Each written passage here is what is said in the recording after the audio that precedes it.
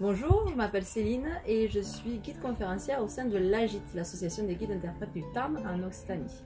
Aujourd'hui, je vous propose de faire une petite balade dans le Midi toulousain à la découverte de 3 fleurs hautes en couleurs. La première couleur dont on va parler, c'est le bleu de la fleur du pastel, de l'Isatis tinctoria.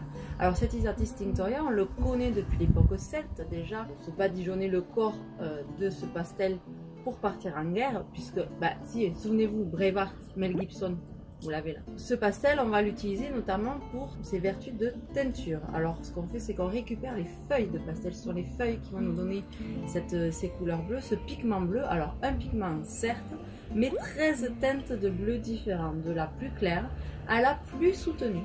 Ce pastel, on va l'utiliser autant pour teindre des tissus que pour peindre des boiseries. D'ailleurs, on dit de lui que c'est un produit fongicide et insecticide. Il va faire la richesse au 15e et au 16e siècle de toute une zone qu'on appelle le triangle de l'or bleu, qui se situe entre Toulouse, Albi et Carcassonne. Et dans ce triangle, on a également ce qu'on appelle le pays de Cocagne. Alors, on dit en pays de Cocagne, plus on dort, plus on gagne. Qu'est-ce que ça veut dire? Tout simplement que ce pigment, on va le vendre encore plus cher quand les boules de cocagne, c'est-à-dire les feuilles broyées qu'on aura laissé sécher, vont sécher très longtemps. Plus elles vont sécher, plus le pigment sera de bonne qualité et plus cher. Du coup, on va pouvoir vendre le pigment. Alors, on va en retrouver partout de ce pigment bleu. On va en retrouver dans toutes les cours d'Europe jusqu'en Russie. Alors, on va le perdre au XVIIe siècle et finalement, on va le retrouver au XIXe siècle et au XXe surtout pour sa couleur, mais également pour ses vertus cosmétiques hydratantes et réparatrices. Alors, ces vertus cosmétiques de son huile. Deuxième couleur dont on va parler, c'est l'or rouge. Alors ça, qu'est-ce que c'est que l'or rouge? C'est tout simplement le safran. Alors je suis sûre que la majorité d'entre vous connaissent le safran comme une épice. D'ailleurs, c'est une des épices les plus chères au monde. Sachez que pour récupérer 1 gramme de safran, il faut émonder 200 fleurs. Alors cette fleur, c'est le Crocus sativus. Vous l'avez déjà sûrement vu, c'est une fleur mauve avec des pistils rouges. Et c'est les pistils rouges qu'on va récupérer. Ces pistils rouges peuvent être également thérapeutiques et cosmétiques. Alors il paraît que Cléopâtre s'en poudrait le bain parce que ça donne le moral, le safran. Le safran, ça donne le moral, le safran, ça lutte contre la toux, l'asthme, même la variole. Et en breuvage, nos anciens l'auraient utilisé comme aphrodisiaque.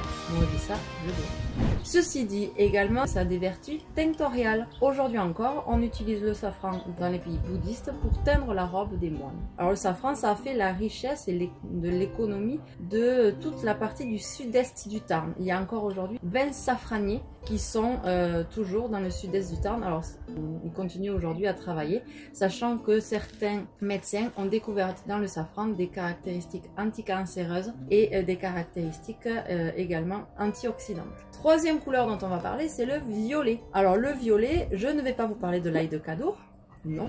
Je vais vous parler des maillots de l'équipe de foot de Toulouse. Alors vous allez me dire, rien à voir avec les fleurs. Non. Sauf que les maillots de l'équipe de foot de Toulouse montrent cette couleur locale qui est le violet, qui n'est autre que la couleur de la violette. Alors la violette simple, on la connaît à Toulouse depuis le 15e siècle, même avant le 14e siècle.